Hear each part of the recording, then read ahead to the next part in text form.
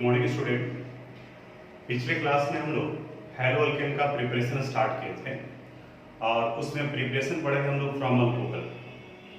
आज उसी में आगे बढ़ते हैं हम लोग। मेथड है by free radical halogenation reaction. Free radical halogenation reaction ये क्लास 11th में अल्केन के केमिकल प्रॉपर्टीज में आया था। इसका मैकेनिज्म भी पढ़ना था।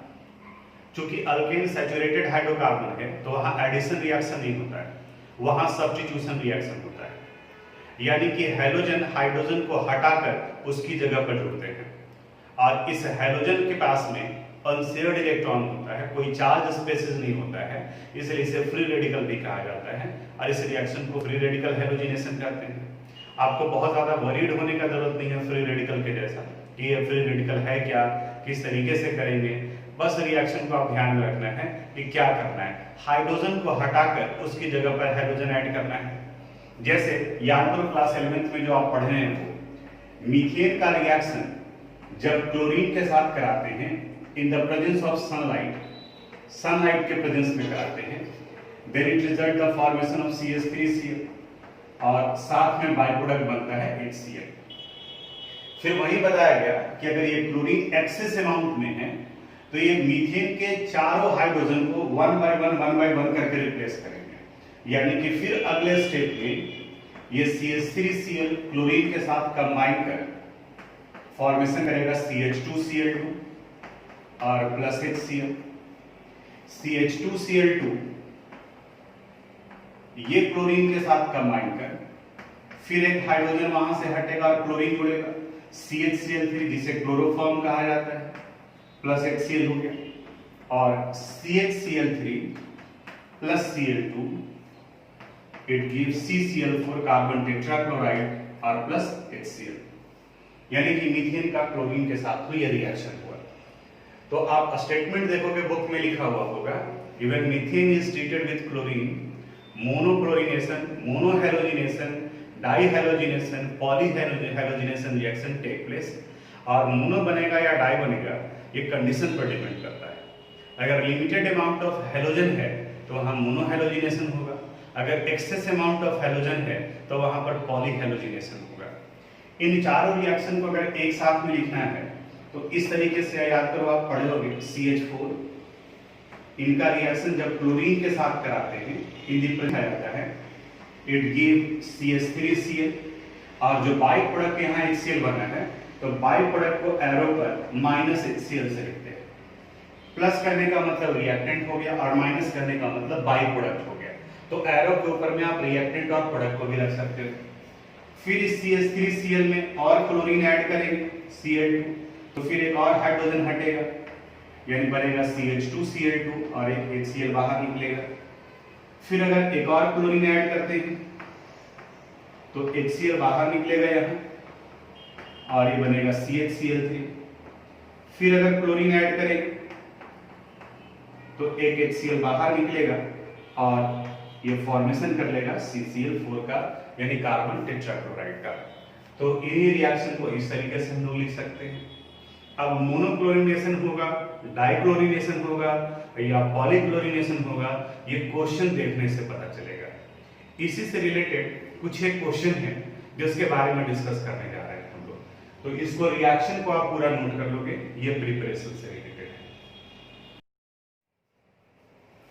यहाँ अभी किसी क्वेश्चन डिस्कस करने जा रहे हैं एग्जाम्पल 10.5 का। एग्जाम्पल का फिर भी बता रहे हैं identify all the possible monochloro structure. देखो पहले ही यहाँ आ गया मोनोक्लोरो स्ट्रक्चर यानी कि एक ही क्लोरीन ऐड करना है इस अल्केन में।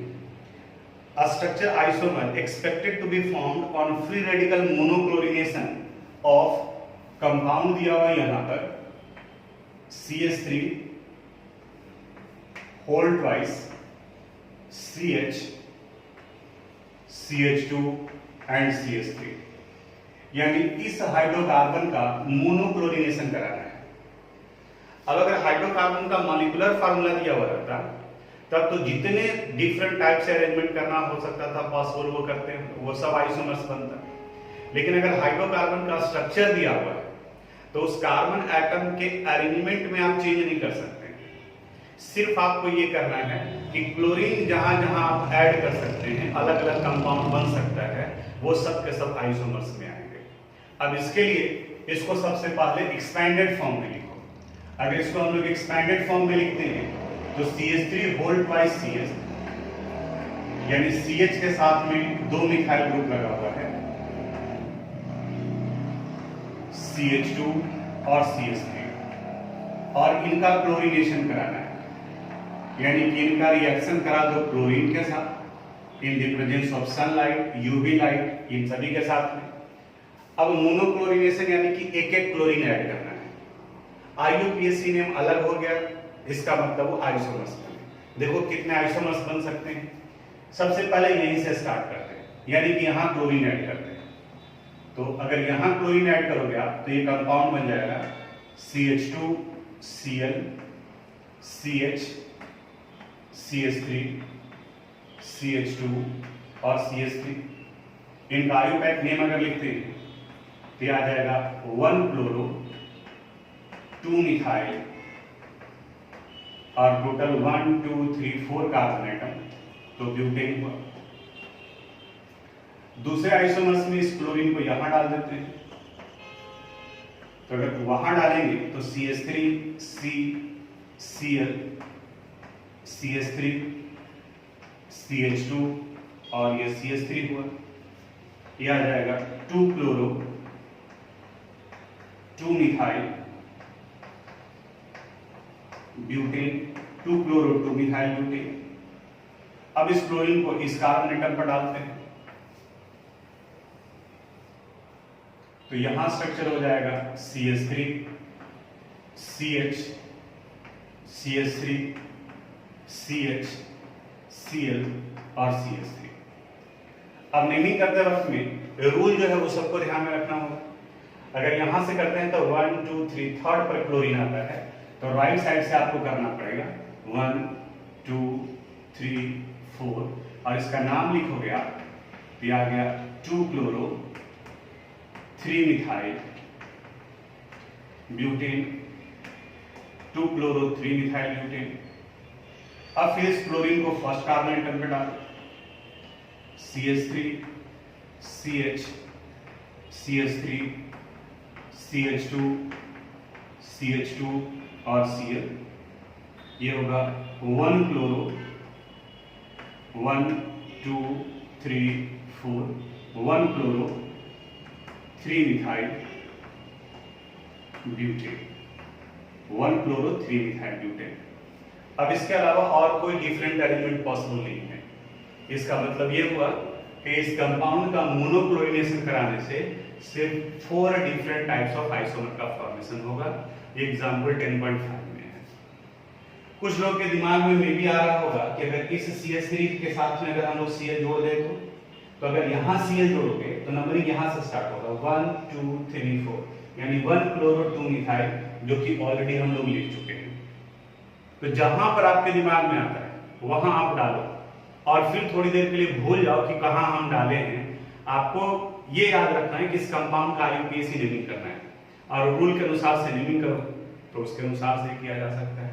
तो इसको आप नोट कर लीजिएगा इस तरीके से एक्सपैंडेड फॉर्म में। एग्जांपल 10.5। अब इंडेक्स के क्वेश्चन नंबर 10.3 को डिस्कस करते हैं। यहाँ पर write the structures of different di halogen derivative of propane. अब यहाँ प्रोपेन का स्ट्रक्चर नहीं दिया हुआ है और इसके डाई हैलोजन डेरिवेटिव बनाने। डाई हैलोजन कहने का मतलब 2 हैलोजन, तो कोई भी हैलोजन ले सकते हैं। हम क्लोरीन लेकर के चलते हैं तो प्रोपेन का तो सिर्फ यही स्ट्रक्चर हो सकता है, CH3 CH2 और CH3, और इनका क्लोरीनेशन करा देते हैं क्लोरीन के साथ in the presence of sunlight. अब यहां ध्यान क्या देना है, डाई क्लोरीनेशन, यानी कितने क्लोरीन ऐड करने हैं, 2 क्लोरीन ऐड करने हैं। अब 2 क्लोरीन ऐड करने से जितना स्ट्रक्चर बन सकता है उस स्ट्रक्चर को बनाना है। स्टार्ट करते हैं हम लोग यहीं से, फर्स्ट पर ही दोनों डाल देते हैं। तो अगर फर्स्ट पर ही 2 क्लोरीन एटम डालोगे तो यहां CH हो जाएगा, CH2 और CH3। इसका नाम हो गया 1,1 डाइक्लोरोप्रोपेन, डाइक्लोरोप्रोपेन। अब उसी तरह से ये दोनों क्लोरीन सेकंड कार्बन एटम पर डाल देते हैं। एक बार चेक कर लेना, कई बार में बोर्ड पर लिखते वक्त में कार्बन और हाइड्रोजन का नंबर जो है वो छूट जाता है, ध्यान कहीं और आता है, तो आप उसको मिला लीजिएगा एक बार प्लीज। फिर अगर यहां क्लोरीन ऐड करते हैं तो यह स्ट्रक्चर आ जाएगा CH3 C Cl Cl और CH3 1 2 3, इसका नाम हो गया 2,2 डाइक्लोरोप्रोपेन 2,2 डाइक्लोरोप्रोपेन। अब फिर अगर ये दोनों क्लोरीन यहां डाल दोगे तो नंबरिंग इधर से करेंगे तो ये 1 1 ही हो जाएगा। अब क्या करते हैं, एक एक क्लोरीन एटम को एडजेसेंट कार्बन एटम के साथ में मिला करके लिखते हैं, यानी ऐसे CH2Cl CHCl और यहां CH3, ये हो गया 1 2 3, तो इसका नाम होगा 1 2 डाइक्लोरोप्रोपेन 1 2 डाइक्लोरोप्रोपेन। अब इस क्लोरीन को 3 पर शिफ्ट कर देते हैं, एक यहां पर आ गया CH2Cl CH2 और CH2Cl 1 2 3, यहां 1 3 डाइक्लोरोप्रोपेन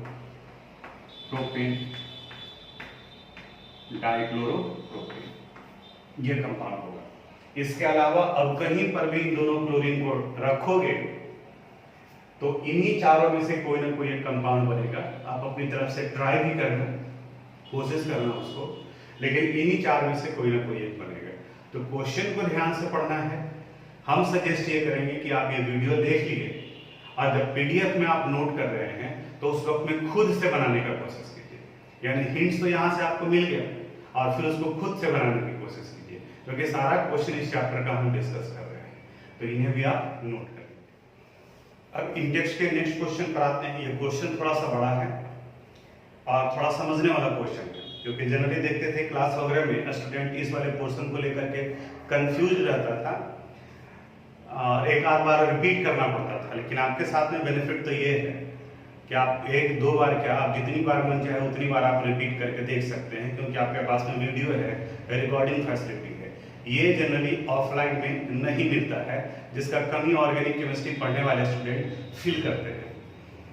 10.4 में यहाँ करा था among the isomeric alkane of molecular formula C5H12, यानी C5H12 के जितने आइसोमर्स होंगे पहले आप वो आइसोमर्स बना लीजिए और फिर आपको आइडेंटिफाई करना है the one that on photochemical chlorination add a single monochloride, 3 isomeric monochloride, 4 isomeric monochloride. एकदम आराम से समझाते हैं। आपसे कहा जा रहा है कि पेंटेन के वो कौन कौन से आइसोमर्स हैं जो मोनोक्लोरीनेशन कराने पर सिर्फ एक ही सिंगल कंपाउंड देगा, फिर दूसरा जो है वो 3 का फॉर्मेशन करेगा और फिर 5 का फॉर्मेशन करेगा। तो पहले हम लोग इनके आइसोमर्स को देख लेते हैं। C5H12 का एक आइसोमर्स ये होगा, यानी कि linear form CH3 CH2 CH2 CH2 और CH3 1 2 3 4 5, एक ये हो गया। दूसरा हो सकता है आइसो डाल देते हैं, यानी कि सेकंड पर यहां ब्रांच डाल दें CH2 और CH3, इनका भी मॉलिक्यूलर फार्मूला C5H12 ही होगा। और थर्ड आइसोमर बनेगा नियोपेंटेन CH3 CH3 और ये CH3। ये सिर्फ 3 ही बनते हैं। याद करो क्लास 11th में ही पढ़े थे कि ब्यूटेन के 2 आइसोमर्स बने थे, पेंटेन के 3 आइसोमर्स बने थे। ये तीनों आइसोमर्स हो गए। इन्हीं तीनों में से A B C में कोई एक A में आंसर होगा, कोई B का आंसर होगा और कोई C का आंसर होगा। लेकिन वहां आंसर तक पहुंचने के लिए इनका आपको क्लोरीनेशन कराना होगा, और क्लोरीनेशन के कितने आइसोमर्स बनते हैं उसके अनुसार से आपको आंसर करना पड़ेगा। अब एक एक करके उसको बताते हैं हम आपको। सबसे पहले A का क्लोरीनेशन कराते हैं और देखते हैं कि इससे कितने आइसोमर्स बन सकता है। जब A का क्लोरीनेशन कराएंगे, यानी कि इनका क्लोरीन के साथ reaction in the presence of sunlight, तो अब स्ट्रक्चर इसका यही रहेगा। जितना क्लोरीन ऐड करना है वो करो आप। तो देखो एक यहां से स्टार्ट करते हैं, तो CH2Cl, CH2, CH2, CH2 और CH3, ये हो गया 1 क्लोरोपेंटेन, 1 क्लोरोपेंटेन, एक आइसोमर ये हो गया। अब इसको यहां सेकंड पर डाल दो, तो सेकंड आइसोमर होगा CH3, CH, Cl, CH2, CH2 और CH3, ये आ गया 2 क्लोरोपेंटेन। फिर अगर इसको थर्ड पर डालते हैं, CH3, CH2, CH, Cl, CH2 और CH3, इसका नाम हो गया 3 क्लोरोपेंटेन। अब अगर इसको यहां शिफ्ट करोगे तो फिर इधर से नंबरिंग करना पड़ेगा, यानी कि फिर 2 क्लोरोपेंटेन हो जाएगा।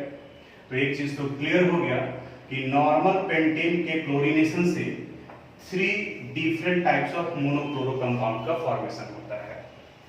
तो फर्स्ट वाला पार्ट तो कर लिए हम लोग, यानी इनके आइसोमेराइजेशन से 3 बनता है, यहां लिख दिए 3।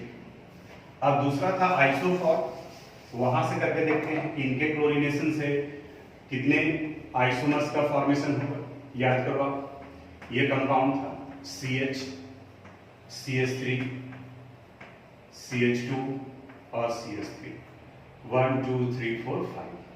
अब इनका भी क्लोरीनेशन कराते हैं। इसी तरीके से आप डिटेल से लिखोगे कॉपी में, ताकि एग्जामिनेशन के टाइम पर आपके दिमाग पे जोर नहीं पड़े। अब स्ट्रक्चर यही है, पहले ये बना चुके हैं, पीछे पलट करके देखिएगा तो जो इंडेक्स का क्वेश्चन हम लोग सोल्व कर रहे थे, सॉरी एग्जाम्पल का, उसमें यही कंपाउंड था। और इस जगह पर कहां बना था, फिर से एक बार यहां क्लोरीन डालो, तो वहां क्लोरीन डालेंगे तो CH2Cl, CH, CH3, CH2 और CH3, इसका नाम हो गया 1 chloro 2 methyl butane, 2 methyl butane. Second में क्लोरीन यहां डाल दो, CH3, Cl, CH3, CH2 और CH3, ये हो गया 2 chloro 2 methyl butane, 2 methyl butane. Third में इस क्लोरीन को यहां डालते हैं, ये फिर से रिपीट कर रहे हैं, CH3, CH, CH3, CH, Cl और यहां CH3। नंबरिंग इधर से करना पड़ेगा, 1 2 3 4, ये हो गया 2 क्लोरो 3 मिथाइल, टोटल 4 है, तो 4 से ब्यूटेन। फोर्थ क्या होगा, इसको 1 पर डाल दिया, CH3, CH, CH3, CH2, CH2, Cl, 1 2 3 4, 1 chloro 3 methyl butane, 1 chloro 3 methyl butane. अब इसके अलावा और नहीं बन सकता है। तो एक चीज तो क्लियर हो गया कि नॉर्मल पेंटेन में 3 आइसोमर्स का फॉर्मेशन होगा, और आइसोपेंटेन या 2 मिथाइल ब्यूटेन के केस में 4 डिफरेंट टाइप्स ऑफ आइसोमर्स बनेंगे। ये थर्ड था और ये फोर्थ। तो ये लिखने के बाद में फिर से इसे हम लोग नोट कर लेते हैं, क्योंकि क्वेश्चन जो कर रहा है वहां तक अभी हम लोग पहुंचे नहीं है। ये तो अभी हम लोग रफ वर्क कर रहे हैं कि हाँ कितने आइसोमर्स बन सकता है इसका। यहां ये 4 आइसोमर्स बना। अब थर्ड जो था नियोपेंटेन, CH3, CH3 और CH3, इनका क्लोरीनेशन कराते हैं। तो आपको बताए थे कि सिर्फ हाइड्रोजन को आप रिमूव कर सकते हो, क्लोरीन डालेंगे, कार्बन एटम के अरेंजमेंट में नहीं कोई फर्क पड़ेगा, तो कार्बन एटम का अरेंजमेंट वही रहेगा। तो यहां डालते हैं, तो इस जगह पर डालेंगे तो ये कंपाउंड बनेगा CH2Cl, CH3 CH3 और CH3। इसका नाम लिखोगे तो 1 2 3, ये हो गया 1 क्लोरो 2 डाइमिथाइल प्रोपेन। अब इसके अलावा और कोई स्ट्रक्चर नहीं बनेगा, कहीं पर भी क्लोरीन डालोगे सेम ही कंपाउंड बनेगा। जैसे आप में से कुछ लोगों के दिमाग में आया कि यहां क्लोरीन डाल देते, देखो ना, डालो वहां chlorine, CH3 CH3 CH3 CH2 और Cl। तो नंबरिंग इधर से करना पड़ेगा 1 2 3, तो फिर क्या नाम हो गया 1 chloro 2 dimethyl propane, 1 chloro 2 dimethyl propane. अब अगर कोई आप में से कहे कि नहीं हम इस जगह पे डाल देते हैं क्लोरीन, ठीक है, डाल दिया, तो देखो पैरेंट चेन ये हो जाएगा 1 2 3, तो सेकंड कार्बन एटम पर ये और ये ग्रुप हो गया, फिर वही नाम होगा 1 क्लोरो 2 डाइमिथाइल प्रोपेन। यानी कि इस कंडीशंस में इनसे सिर्फ एक आइसोमर का फॉर्मेशन होगा, एक मोनोक्लोरो कंपाउंड बनेगा। और जब ये आइडेंटिफाई कर लिए तो अब फिर फाइनल आंसर पर आओगे। फाइनली अपनी कॉपी में ये पूरा डिटेल ही लिखोगे, लेकिन आंसर जब करना होगा तो अब वहां पर आते हैं। फर्स्ट क्वेश्चन में कहा है ए सिंगल मोनोक्लोरो कंपाउंड, यानी among the isomeric alkane of molecular formula C5H12 identify the one, यानी कि पेंटेन के उस आइसोमर्स को आइडेंटिफाई करो on photochemical chlorination yield a single monochloro compound. यानी कि फर्स्ट क्वेश्चन में ये आंसर आएगा, यानी फर्स्ट का आंसर जब आप लिखेंगे तो वहां आपको लिखना पड़ेगा ये CH3 CH3 और ये CH3, ये फर्स्ट का आंसर हुआ। सेकंड करा है 3 आइसोमेरिक मोनोक्लोराइड, तो 3 तो ये फॉर्म करता है, तो सेकंड का आंसर में आपको लिखना होगा CH3 CH2 और CH3। ये फर्स्ट का आंसर ये हुआ, सेकंड का आंसर ये हुआ 1 2 3 4 5, और थर्ड के आंसर में कह रहा है कि जो 5 का फॉर्मेशन करे 4 आइसोमेरिक, तो 4 आइसोमेरिक्स ये फॉर्म करता है, तो इसके आंसर में आ जाएगा CH3 CH3 CH2 और CH3। तो विथ कंप्लीट एक्सप्लेनेशन कि ये और ये आंसर कैसे होंगे उसको हम बोर्ड पर एक्सप्लेन कर दिए हैं। आप भी अपनी कॉपी में पूरे डिटेल से लिखोगे, लेकिन एग्जामिनेशन में आपको मार्क्स सिर्फ ये लिखने पर मिलेगा, यानी कि ये आप लिखें। अगर सब कुछ ये ऊपर बना दिए, लेकिन अगर आप ये नहीं लिखो तो क्वेश्चन तो यही कर रहा है ना, क्वेश्चन तो ये नहीं कर रहा है कि आप स्ट्रक्चर ड्रॉ कीजिए इन सारे का, क्वेश्चन तो ये कर रहा है कि वो कौन से पेंटेन है जितने आइसोमर्स बनाएंगे। तो आप जब ये आंसर लिखोगे तो यहाँ पर मार्क्स मिलेगा, लेकिन यहाँ तक पहुंचने के लिए आपको वो सब कुछ करना पड़ेगा। तो इनको अच्छे से कॉपी में नोट कर लीजिए। अब हम लोग नेक्स्ट मेथड ऑफ प्रिपरेशन पर आते हैं। अब इसके बाद में 2 मेथड ऑफ प्रिपरेशन है हेलोजन के प्रिपरेशन का, यानी कि जहां पर बेंजीन के साथ में हेलोजन जुड़े हुए। उसमें फर्स्ट है बाय इलेक्ट्रोफिलिक सब्स्टिट्यूशन रिएक्शन, याद करो अटैकिंग रिएजेंट आगे भी हम लोग पढ़ेंगे। इलेक्ट्रोफिलिक कहा जाता है जो इलेक्ट्रॉन की तरफ में जाते हैं, और न्यूक्लियोफिलिक कहा जाता है जो न्यूक्लियस की तरफ में जाते हैं। तो अगर हेलोजन के प्रिपरेशन के लिए जब बेंजीन और डेरिवेटिव ऑफ बेंजीन और डेरिवेटिव ऑफ बेंजीन, जैसे ये मिथाइल बेंजीन ये डेरिवेटिव हुआ बेंजीन का, इनका रिएक्शन क्लोरीन या ब्रोमीन के साथ कराते हैं in the presence of Fe और FeCl3। Fe यूज कर सकते हैं या इसकी जगह पर FeCl3 यूज कर सकते हैं। In the presence of dark में रिएक्शन कराते हैं, तो इलेक्ट्रोफिलिक सब्स्टिट्यूशन रिएक्शन होगा, और इसमें हेलोजन ऑर्थो और पारा पोजीशन पे जुड़ता है, यानी कि यहां भी क्लोरीन जुड़ सकता है और पारा पोजीशन पर भी क्लोरीन जुड़ सकते हैं, यानी CH3 और ये Cl। जिसमें से ये 2 पॉलिक्यू ग्रुप अगर एक जगह पर हो तो इनके बीच में यहां और यहां इनके बीच में रिपल्सन होता है, इसे अस्टेरिक हिंडेंस कहा जाता है। तो इस स्टेरिक हिंड्रेंस की वजह से ये अनस्टेबल होते हैं, इसलिए ये माइनर प्रोडक्ट होता है और इन्हें मेजर प्रोडक्ट कहा जाता है। लेकिन हम जो यहाँ बताना चाह रहे थे वो ये, यहाँ पे मिथाइल की जगह पे कोई दूसरा ग्रुप भी हो सकता है। क्लोरीन के साथ रिएक्शन कराओगे डार्क में तब ये होगा।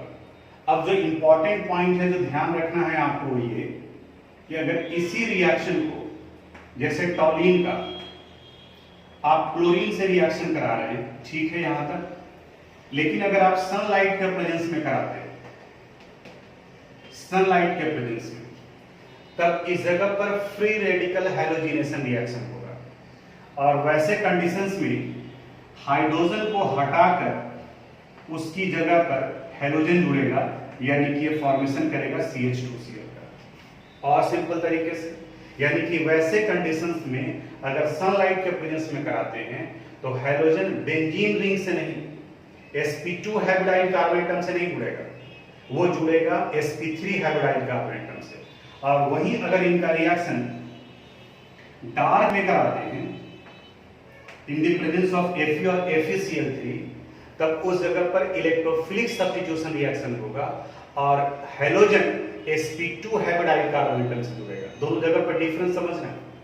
यहां पर जब सनलाइट के साथ करा रहे हैं तो बेंजीन का ये 6 carbon atom, all 6 carbon atoms are sp2 hybridised, तब ये sp3 से जुड़ेगा तो sp3 सिर्फ यहां है तो बेंजीन में जुड़ गया। लेकिन अगर डार्क में कराते हैं तब उस कंडीशन में ये sp3 में नहीं, वहां जाकर के sp2 हाइब्रिडाइल कार्बन एटम से जुड़ेगा। तो ऑर्थो और पारा बनता है तो सिर्फ मेजर प्रोडक्ट को लेकर के चलते हैं, यानी कि पारा डेरिवेटिव को लेकर के चलेंगे। तो ये इंपॉर्टेंट कंसेप्चुअल पार्ट है। प्रिपरेशन का पार्ट ये हो गया और ये एक एडिशनल इंफॉर्मेशन हो गया जो आगे जाकर के क्वेश्चन बनाने में हमको हेल्प करेगा, या खास करके वैसे क्वेश्चन जो कंसेप्चुअल क्वेश्चन होते हैं। इसी से रिलेटेड एक एक्सरसाइज का क्वेश्चन है जहां पर इस कंसेप्ट का जरूरत पड़ेगा। जैसे अगर क्वेश्चन में कह रहा है कि the reaction take place in dark, तो तुरंत आपके दिमाग में आना चाहिए कि डार्क इसका मतलब कहां जुड़ेगा, sp2 हाइब्रिडाइल से। और अगर वो कह रहा है कि ये सनलाइट के प्रेजेंस में है तब वहां कहां जुड़ेगा, sp3 हाइब्रिडाइल कार्बन एटम पर। इसको नोट कीजिएगा, उस वाले क्वेश्चन पर आते हैं। अब इस इलेक्ट्रोफिलिक सब्स्टिट्यूशन रिएक्शन से रिलेटेड एनसीईआरटी का एक क्वेश्चन है एक्सरसाइज का, एक्सरसाइज 10.5। क्वेश्चन कंसेप्चुअल है, ध्यान से समझना होगा। ए hydrocarbon C5H10, a hydrocarbon C5H10 does not react with chlorine in dark, यानी कि जब इनका रिएक्शन क्लोरीन के साथ कराते हैं इन डार्क, यानी कि इलेक्ट्रोफिलिक सब्स्टिट्यूशन रिएक्शन ये नहीं करता है। आगे कर रहा है but give a single monochloro compound C5H9Cl in bright sunlight, यानी कि जब इन्हीं का रिएक्शन सनलाइट के साथ कराते हैं क्लोरीन के साथ, then it gives C5H9Cl। तो आपको आइडेंटिफाई करना है ये हाइड्रोकार्बन क्या है। अब अभी हम लोग दो पढ़े, एक बताया कि अगर सनलाइट के प्रेजेंस में रिएक्शन करा रहे हो आप तो sp3 हाइब्रिडाइल कार्बन एटम से जुड़ेगा, और अगर डार्क में करा रहे हैं तो sp2 हाइब्रिडाइल कार्बन एटम से जुड़ेगा। यहां ये डार्क में रिएक्शन नहीं करता है, इसका मतलब इसमें sp2 हाइब्रिडाइल कार्बन एटम नहीं है। मॉलिक्यूलर फार्मूला C5H10 है, तो C5H10 या तो ये पेंटीन हो सकता है या फिर साइक्लोपेंटेन हो सकता है। पेंटीन तो यही कैंसिल हो गया क्योंकि ये डार्क में रिएक्शन नहीं करता है, इसका मतलब ये पेंटीन नहीं है, क्योंकि अगर पेंटीन होता तो उसमें sp2 हाइब्रिडाइल कार्बन एटम होते और ये रिएक्शन ये जरूर शो करता। अब यहाँ पर ये साइक्लिक कंपाउंड है। अब साइक्लिक कंपाउंड में भी कई हो सकते हैं, साइक्लोपेंटेन हो सकता है, मिथाइल साइक्लोब्यूटेन हो सकता है, लेकिन यहां ये एक और क्लू दिया हुआ है कि it gives single mono compound, यानी कि all 5 carbon atoms and all 10 hydrogen atoms are identical, और ये तभी संभव है जब ये साइक्लोपेंटेन हो। साइक्लोपेंटेन स्ट्रक्चर देखो, ये आएगा साइक्लोपेंटेन का CH2 CH2 CH2, ये साइक्लोपेंटेन है। इनका रिएक्शन अगर क्लोरीन के साथ कराते हैं in the presence of sunlight, UV light, कुछ भी, तो सभी जगह पर आइडेंटिकल नेचर का है। कहीं पर भी जोड़ोगे आप तो ये हमेशा वन पोजीशन पर ही काउंट किया जाएगा। साइक्लिक कंपाउंड की वजह से CH2 CH2 CH2। आप देखो इसका मॉलिक्यूलर फार्मूला हो गया C5H9Cl। इसका मतलब वो हाइड्रोकार्बन क्या था, साइक्लोपेंटेन था। तो ये इंपॉर्टेंट क्वेश्चन था, लेकिन थोड़ा सा स्टेटमेंट भी जरूरी है यहाँ पर, क्योंकि ये जो क्लू दिया हुआ है उसको आप तोड़ोगे कैसे, समझोगे कैसे, वो इस वाले पार्ट से पता चलेगा। तो इसको आप अपनी कॉपी में नोट कर लीजिएगा और स्टेटमेंट भी लिखिएगा। यहाँ पर C5H10 does not react with dark, it indicates that it is not alkene, it has no sp2 hydryl carbon atom, it means it may be cyclic compound। ये साइक्लिक हो सकता है, तो साइक्लिक में तो इथाइल साइक्लोप्रोपेन भी हो सकता है, मिथाइल डाइमिथाइल साइक्लोप्रोपेन हो सकता है, मिथाइल साइक्लोब्यूटेन हो सकता है, या साइक्लोपेंटेन हो सकता है।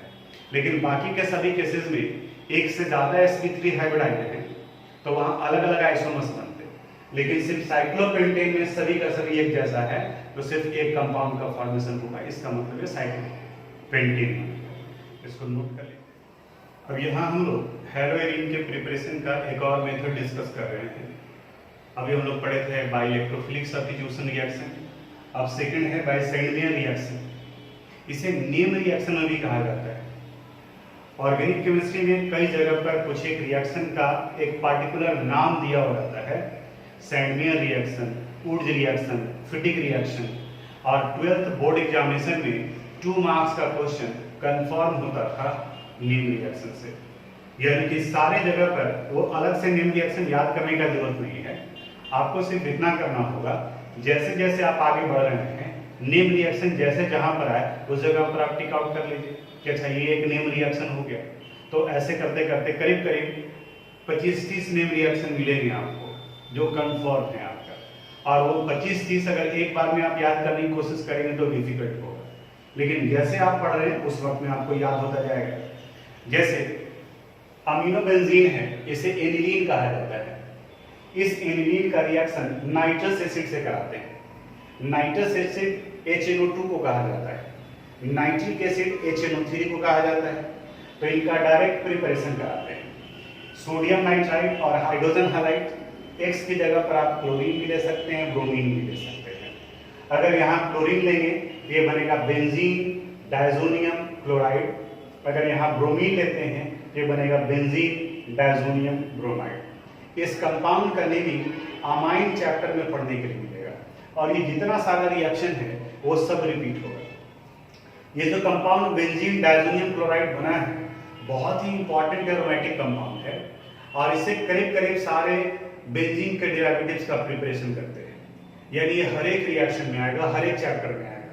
इसके बाद में जब अल्कोहल फिनॉल पढ़ेंगे तो वहां पर भी आएगा, तो वहां पर भी एनिलीन का नाइट्रस एसिड से रिएक्शन कराएंगे तो बेंजीन क्लोराइड बनता है। अब ये बेंजीन डायजोनियम क्लोराइड का क्यूप्रस क्लोराइड या क्यूप्रस ब्रोमाइड से देखो Cu2H2 लिखा हुआ है। अब इस X की जगह पर Cl भी रख सकते हैं और Br भी रख सकते हैं। अगर यहाँ Cu2Cl2 कर देंगे तो क्लोरोबेंजीन, अगर यहाँ पर Cu2Br2 कर देंगे तो ब्रोमोबेंजीन। तो अगर कंफ्यूजन हो रहा है कि यहाँ आप X लिए हैं तो ठीक है, आप यहाँ पर X लेकर के चलिए। फिर दूसरा, अगर आयोडोबेंजीन बनाना है तो उस कंडीशन में पोटासियम आयोडाइड का रिएक्शन कराते हैं बेंजीन डायजोनियम क्लोराइड के साथ, तो आयोडोबेंजीन का फॉर्मेशन होता है और यहाँ से N2 ग्रुप बाहर निकलता है, पोलैरिटी प्रोड्यूस करता है। यहाँ डिस्कस नहीं करेंगे, हम डिस्कस करेंगे अमाइन चैप्टर जब पढ़ेंगे, क्योंकि बेंजीन डायजोनियम क्लोराइड उसी जगह पर है। अगर आपको इच्छा जगता है तो आप उस वाले पार्ट में जाकर के देख सकते हैं। तो सैंडवियर रिएक्शन एक बार फिर से, when aniline is treated with nitrous acid, benzene diazonium halide, benzene diazonium chloride is formed, which on treatment with cuprous chloride give chlorobenzene, with cuprous bromide give bromobenzene, and with potassium iodide give iodobenzene। बस यही है Sandmeyer reaction. तो इस reaction को आप note कर लीजिएगा।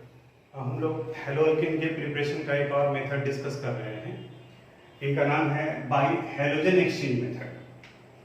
यानी इस मेथड का इस्तेमाल किया जाता है generally fluoro and iodo alkane के प्रिपरेशन में, और अधिकांश हम लोग पहले पढ़े वो क्लोरो और ब्रोमो के लिए यूज होता था। अब इस जगह पर RX यानी कि अल्काइल हैलाइड, इस X की जगह पर आप क्लोरीन और ब्रोमीन कोई भी ले सकते हो, और R की जगह पर कोई भी alkyl group, methyl, ethyl propyl जो भी लेना है। अगर इनका reaction sodium iodide in the presence of dry acetone करते हैं तब ये फॉर्मेशन करता है आयोडो अल्केन का और साथ में सोडियम हैलाइड बनेगा। यानी कि अगर यहाँ X की जगह पर क्लोरीन लिए तो यहाँ पर NaCl बन जाएगा। जैसे अगर रिएक्शन हम यूज करते हैं CH3Br plus NaI in the presence of dry acetone, तो इस Br को हटाकर ही जुड़ जाएगा, तो यहाँ ये फॉर्मेशन कर लिया CH3I प्लस बाई प्रोडक्ट हो जाएगा NaBr। वहीं अगर इस जगह पर Cl रहता तो यहाँ बाई प्रोडक्ट बनता NaCl। इस रिएक्शन का नाम है फिंकल-स्टर्न रिएक्शन। तो अब दो नेम रिएक्शन हो गया। सैंडमेयर रिएक्शन अभी पढ़े थे हम लोग, in which aniline is treated with nitrous acid to form benzene diazonium chloride, benzene diazonium halide, which on treatment with cuprous halide give chloro or bromobenzene and with potassium iodide give iodobenzene। ये Sandmeyer reaction था और यहाँ पर ये reaction आ गया Finkel-stern reaction. वही अगर alkyl halide का मेटल फ्लोराइड के साथ कराते हैं, मेटल फ्लोराइड में AgF भी हो सकता है, Hg2F2 भी हो सकता है, COF2 भी हो सकता है, SpF3 भी हो सकता है, कोई भी एक लेकर के चल सकते हो। जो आप रिएक्टेंट लेंगे वही यहाँ पर ये बाई प्रोडक्ट में बनेगा और इसका भी एक नाम है, ये स्वार्ज रिएक्शन हो गया। तो यानी कि तीन नेम रिएक्शन यहाँ डिस्कस कर चुके हम लोग, सैंडमेयर रिएक्शन, फिंकल-स्टर्न रिएक्शन और स्वार्ज रिएक्शन। एक बार फिर से याद करो, सैंडमेयर रिएक्शन में क्लोरो और ब्रोमोबेंजीन का फॉर्मेशन करते हैं by the reaction of benzene diazonium chloride with cuprous chloride और क्यूप्रस ब्रोमाइड, और वही पोटेशियम आयोडाइड के साथ कराते हैं तो आयोडोबेंजीन। फिंकल-स्टर्न रिएक्शन में अल्काइल आयोडाइड का फॉर्मेशन करते हैं by the reaction of chloro और bromo alkane with sodium iodide in the presence of dry acetone. जबकि स्वार्ज रिएक्शन में अल्काइल हैलाइड का रिएक्शन कराते हैं मेटल फ्लोराइड के साथ में, यानी कि दोनों जगह पर फ्लोरीन का एक्सचेंज हो रहा है। तो फ्लोरो अल्केन डायरेक्ट नहीं प्रिपेयर किए आते हैं, क्लोरो या ब्रोमो का प्रिपरेशन कर लो और फिर उसके बाद में हम लोग स्वार्ज रिएक्शन से फ्लोरो अल्केन में कन्वर्ट करते हैं। आगे जब इस चैप्टर के लास्ट में हम लोग कन्वर्सन डिस्कस करेंगे तो वहां पर ये कंसेप्ट आपको हेल्प करेगा। तो ये रिएक्शन आप नोट कर लीजिएगा, ये प्रिपरेशन से रिलेटेड था। नेक्स्ट मेथड ऑफ प्रिपरेशन है हेलोअल्केन का, फ्रॉम अल्कीन। अल्कीन यानी कि दो कार्बन एटम के बीच में डबल कोवेलेंट बॉन्ड हो, sp2 हाइब्रिडाइल कार्बन एटम हो। इनका जब हेलोजन के साथ रिएक्शन कराते हैं क्लोरीन और ब्रोमीन के साथ में तो एडिशन रिएक्शन होता है और इस एडिशन रिएक्शन से बॉन्ड टूटेगा और दोनों जगह पर हेलोजन चले जाएंगे। अब याद करो ये डाई हैलाइड तो बन गया, हम लोग क्लासिफिकेशन में पढ़े थे कि अगर दोनों हेलोजन सेम कार्बन एटम पर हो तो उन्हें जेम डाइहैलाइड कहा जाता है और दोनों अगर एडजेसेंट कार्बन एटम पर हो तो उन्हें विसिनल डाइहैलाइड कहा जाता है।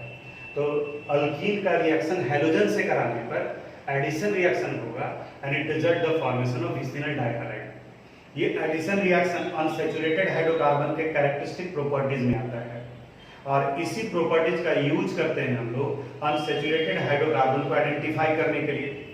जैसे अगर इथीन को लेकर चले हम लोग CH2 डबल बॉन्ड CH2 और इसे जब ब्रोमीन वाटर में डाला जाता है इन the presence of carbon tetrachloride CCl4, bromine water भी कहते हैं हम लोग, ब्रोमीन वाटर भी यूज करते हैं। इनका कलर रेडिश ब्राउन होता है, ये रेडिश ब्राउन होता है। अब अगर मान लें कि 2-3 कंटेनर दिया हुआ है, आपको नहीं पता है कि किसमें अल्केन है किसमें अल्कीन है, तो जहां ब्रोमीन वाटर डालने पर केमिकल रिएक्शन होगा, यानी कि अगर ब्रोमीन वाटर डिक्लराइज कर जाता है इसका मतलब वहां रिएक्शन हुआ और वो डिक्लराइजेशन होता है इसकी वजह से, यानी एडिशन रिएक्शन होगा। CH2 CH2, यहाँ भी Br और यहाँ भी Br, इनका अगर आयोपैक नेम करेंगे तो 1,2 डाइब्रोमोइथेन कहा जाएगा और ये कलरलेस होता है, ये कलरलेस होता है, यानी कि ब्रोमीन वाटर को डिक्लराइज कर देता है इस एडिशन रिएक्शन की वजह से, आइडेंटिफाई हो गया। वहीं अगर सैचुरेटेड हाइड्रोकार्बन हुआ तो ब्रोमीन सनलाइट के प्रेजेंस में ब्रोमिनेशन हो सकता है, क्लोरीनेशन हो सकता है, एडिशन रिएक्शन वो शो नहीं करता है। तो जहां रेडिश ब्राउन कलर रह जाए, उसके कलर में कोई चेंजेस नहीं आए, ब्रोमीन वाटर के साथ कोई रिएक्शन नहीं आए, तो वो इंडिकेट करता है कि वो केमिकल सब्सटेंस सैचुरेटेड हाइड्रोकार्बन था। तो ये बाय एडिशन ऑफ हेलोजन था इसमें एक और मेथड है, इसको आप नोट कर लीजिएगा। अब हम लोग प्रिपरेशन के बिल्कुल लास्ट टॉपिक को डिस्कस कर रहे हैं, preparation of haloalkane from alkene by addition of hydrogen hydride HX। यानी कि जब अल्कीन का रिएक्शन हाइड्रोजन हाइड्राइड करेगा और एक जगह पर हाइड्रोजन और दूसरी जगह पर हेलोजन जाकर के जुड़ेगा, यानी कि हेलोअल्केन का फॉर्मेशन होगा। जैसे यहाँ एक एग्जांपल लिए हम लोग इथीन का रिएक्शन कराया HCl के साथ में, तो यहाँ फॉर्मेशन हो गया क्लोरोइथेन का। ये तो सिंपल पार्ट हो गया। लेकिन इसी जगह पर दो इंपॉर्टेंट रूल आते हैं, Markovnikov's rule and anti Markovnikov's rule. इसका जरूरत क्यों पड़ा जो देखो, जैसे अगर हम लोग रिएक्शन कराते हैं प्रोपीन का, suppose CH3CH double bond CH2 और इनका रिएक्शन करा दिए HCl के साथ। अब HCl के साथ में तो ये दोनों जगह पे हाइड्रोजन डबल बॉन्ड लगा है, तो किसी एक जगह पर हाइड्रोजन और किसी एक जगह पे क्लोरीन जुड़ेगा। मान लीजिए कि यहाँ हाइड्रोजन जोड़ते हैं तो ये कंपाउंड बन गया CH3 CH2 CH2 और Cl। लेकिन दूसरा स्टूडेंट बताता है कि नहीं, हम यहाँ हाइड्रोजन जोड़ेंगे, यहाँ क्लोरीन जोड़ेंगे। तो वैसे कंडीशन में 2-क्लोरोप्रोपेन का फॉर्मेशन होगा CH3Cl। अब ये दोनों बनेगा, लेकिन इन दोनों में से कोई एक मेजर प्रोडक्ट होगा, यानी कि उसी एक को आपको आइडेंटिफाई करना है। यानी कि इन दोनों में से किसी एक को ही सही माना जाएगा, कोई एक गलत है। अब किसे सही माना जाएगा उसके लिए हम लोग मार्कोनिकॉप्स रूल पढ़ते हैं। ये मार्कोनिकॉप्स रूल क्या बताता है?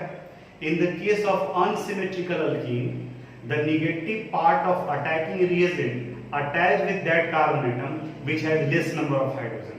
यानी कि HCl का नेगेटिव पार्ट Cl हो गया, ये उस कार्बन से जाकर जुड़ेंगे जहां कम हाइड्रोजन हो। तो देखो, तो यहां पर ये CH2 से जुड़ गया, 2 हाइड्रोजन और यहां 1 हाइड्रोजन है, तो यहां जुड़ेगा। इसका मतलब इसमें मेथड ऑफ प्रिपरेशन में ये मेजर प्रोडक्ट हुआ मार्कोनिकॉफ रूल के अनुसार से। तो मार्कोनिकॉफ और एंटी मार्कोनिकॉफ से रिलेटेड कई क्वेश्चन यहाँ एक्सरसाइज में, इन टेक्स्ट में और एग्जाम्पल में दिया हुआ है। तो थोड़ा सा इसको हम डिटेल से बताते हैं आपको कि मार्कोनिकॉफ एंटी मार्कोनिकॉफ ये कब कहाँ लगाया जाता है, इसके बारे में। तो सबसे पहले तो यहाँ पर ये जानना होगा कि अनसिमेट्रिकल अल्कीन किसे कहते हैं, तभी अप्लाई होगा कि यहाँ मार्कोनिकॉफ लगाएंगे या फिर नहीं लगाएंगे। कहता है कि अगर डबल बॉन्ड के दोनों तरफ में identical nature of carbon atom हो, अल्काइल ग्रुप लगा हो, जैसे डबल बॉन्ड के इधर भी CH2 इधर भी CH2, डबल बॉन्ड के इधर भी CH3 CH double bond CH और CH3, या फिर अगर इसे ले लें हम लोग CH3 C CH3 double bond C CH3 और CH3, तो इस तरह के अल्कीन को सिमेट्रिकल अल्कीन कहा जाता है। ये सिमेट्रिकल हो गया और इसमें किसी तरह के कोई रूल का जरूरत नहीं पड़ता है, यानी यहां कोई रूल अप्लाई नहीं करना है, नो रूल। कहीं पर भी हाइड्रोजन और कहीं पर भी हेलोजन डालो, सेमी प्रोडक्ट का फॉर्मेशन करेगा, यानी कि IUPAC नेमिंग उनका सेम होगा। लेकिन अगर अनसिमेट्रिकल रहा, अनसिमेट्रिकल किसे कहते हैं उसे पहले आइडेंटिफाई करते हैं। जैसे यहां CH3 CH double bond CH2, देखो दोनों तरफ में अलग अलग है। CH3 C CH3 double bond CH और CH3, यहां भी देख रहे हैं कि अलग अलग है। तो डबल बॉन्ड के दोनों तरफ में different types of alkyl group लगे हों, different types of carbon atom हों, तब उस कंडीशन में उस अल्कीन को हम लोग अनसिमेट्रिकल अल्कीन कहते हैं। और इस अनसिमेट्रिकल अल्कीन में आपको मार्कोनिकॉप्स रूल अप्लाई करना पड़ेगा। मार्कोनिकॉप्स रूल अप्लाई करते हैं, मार्कोनिकॉप्स रूल। अब तो समझ में आ गया हो कि मार्कोनिकॉप्स रूल क्या बता रहा है। मार्कोनिकॉप्स रूल कहाँ अप्लाई होगा, यानी इन सब जगह पे अप्लाई करने का जरूरत नहीं है। मार्कोनिकॉप्स रूल इस जगह पे अप्लाई करना है जहां दोनों तरफ में अलग अलग है। जैसे इस डबल बॉन्ड के साथ में कार्बन के साथ 2 हाइड्रोजन, यहाँ 1 हाइड्रोजन, यहाँ देखो 1 हाइड्रोजन और यहाँ 3 हाइड्रोजन, तो जहां अनसिमेट्रिकल हो वहां मार्कोनिकॉफ लगेगा। मार्कोनिकॉफ क्या बताता है? Negative part of attacking reagent. एक चीज ये ध्यान रखना कि मार्कोनिकॉफ सिर्फ हाइड्रोजन हाइड्राइड के केस में नहीं आएगा। अब यहां से शुरू हुआ है तो हर एक चैप्टर में आएगा। जैसे अगर आप हाइड्रोजन साइनाइड लेते हैं, अगर आप HX लेते हैं तो ये आयोनाइज करेगा H++ X-। अगर हाइड्रोजन साइनाइड लेते हैं तो ये आयोनाइज करेगा H++ Cl-। अगर आप वाटर लेते हैं तो ये आयोनाइज करेगा H++ OH-। तो देख रहे हैं ये सभी निगेटिव पार्ट है। तो मार्कोनिकॉफ्स रूल बताता है negative part of attacking reagent, negative part of attacking reagent attached with that carbon atom which has less number of hydrogen. यानी कि यहां पर में से इस जगह पर देखो 2 हाइड्रोजन है और यहां 1 हाइड्रोजन है, तो निगेटिव पार्ट किसके साथ में जुड़ेगा? Which has less number of hydrogen, यानी कि CH के साथ में जुड़ेगा। इनके साथ में अगर रिएक्शन कराना हो तो देखो डबल बॉन्डेड कार्बन एटम यही है, जब भी जुड़ेगा तो डबल बॉन्डेड कार्बन एटम। तो इसमें हाइड्रोजन लगा हुआ है, एक हाइड्रोजन है और इसमें एक भी नहीं है, तो निगेटिव पार्ट इस कार्बन एटम के साथ में जुड़ेगा। इसी को हम लोग मार्कोनिकॉफ्स रूल कहते हैं।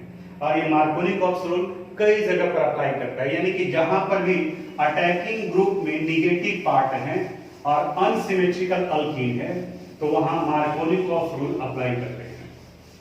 अनसैचुरेटेड हाइड्रोकार्बन भी बोल सकते हो, क्योंकि अल्काइन के केस में भी अगर उस तरीके का सिचुएशन नजर आता है तो आपको सेम कंसेप्ट अप्लाई करना पड़ेगा। इसी में एक टर्म आता है एंटी मार्कोनिकॉफ्स, मार्कोनिकॉफ का उल्टा। लेकिन एंटी मार्कोनिकॉफ सिर्फ और सिर्फ HBr के केस में अप्लाई होता है और वो भी इन द प्रेजेंस ऑफ पेरोक्साइड। ध्यान देना, HBr के केस में भी मार्कोनिकॉफ लगेगा, लेकिन अगर HBr पेरोक्साइड के प्रेजेंस में है तब वहां पर एंटी मार्कोनिकॉफ रूल अप्लाई करते हैं। इन्हें पेरोक्साइड इफेक्ट भी कहते हैं, खराश इफेक्ट भी कहते हैं। एक एग्जांपल से समझाते हैं आपको। जैसे अगर ये कंपाउंड है CH3 CH डबल बॉन्ड और CH2 और यहां कंडीशन दे दिया है कि it is treated with hydrogen bromide HBr। ध्यान से समझना। अब पहले ये चेक करोगे कि ये सिमेट्रिकल है या अनसिमेट्रिकल। देखो यहाँ डबल बॉन्डेड कार्बन एटम में एक के पास हाइड्रोजन है, दूसरे के पास CH2 है, यानी दोनों बराबर नहीं है, तो अनसिमेट्रिकल। अब HBr हो, HCl हो, HI हो, किसी के साथ में भी मार्कोनिकॉफ लगाएंगे। तो HBr का निगेटिव पार्ट कौन सा हो गया? Br। तो निगेटिव पार्ट उस कार्बन से जुड़ेगा जहां कम हाइड्रोजन है। तो देखो इसके पास में 2 हाइड्रोजन है, इसके पास 1 हाइड्रोजन है, तो यहां जुड़ेगा, यानी इस कंडीशन में प्रोडक्ट बनेगा CH3 CH Br और ये CH3। अब वहीं अगर HBr का रिएक्शन कराते हैं और इस जगह पर पेरोक्साइड डाल देते हैं तो यहां तो आपने यूज किया मार्कोनिकॉफ। पेरोक्साइड अगर डाल दिया है और HBr, कई बार भी कंफ्यूज करने के लिए यहां HCl डाल दिया और पेरोक्साइड, तो नहीं। एक चीज एकदम मेन पॉइंट ध्यान में रखोगे, peroxide effect anti Markovnikov rule is applied only in the case of HBr and in the presence of peroxide, और इसके अलावा बाकी सभी जगह पे मार्कोनिकॉफ। तो यहाँ एंटी मार्कोनिकॉफ, तो ये डबल बॉन्डेड कार्बन एटम, यहाँ H है और यहाँ H2, तो एंटी मार्कोनिकॉफ का ठीक उल्टा, वहां H नहीं, किसके पास में जुड़ेगा? H2 के पास। कई लोग कंफ्यूज करके करते हैं कि तो ज्यादा तो CH3 के पास है। ये हम कहां बोले कि जहां ज्यादा हाइड्रोजन होगा वो? हम ये बोले कि जो sp2 हैविडाइल कार्बन एटम होगा, जो डबल कोवेलेंट बॉन्ड से जुड़ा कार्बन एटम होगा, वही जुड़ेगा। तो मार्कोनिकॉफ में जहां CH पर जुड़ा था, एंटी मार्कोनिकॉफ में CH2 पर जुड़ेगा, यानी प्रोडक्ट बनेगा CH3 CH2 CH2 और ये Br। इतना एंटी मार्कोनिकॉफ से रिलेटेड था, इसको आप नोट कर लीजिएगा। और कुछ क्वेश्चन मार्कोनिकॉफ एंटी मार्कोनिकॉफ से रिलेटेड है, सिर्फ ऐड ही करना है। हम चाहते हैं कि ये कम से कम आप अपनी तरफ से ट्राई कीजिए। क्वेश्चन नंबर लिख देंगे हम, उसको आप बनाइएगा। अगर दिक्कत होगा तो मैसेज कीजिएगा, उसको हम अगले वीडियो में ऐड कर देंगे। तो आज यहीं तक प्रिपरेशन कंप्लीट हुआ, बाकी अगले क्लास में।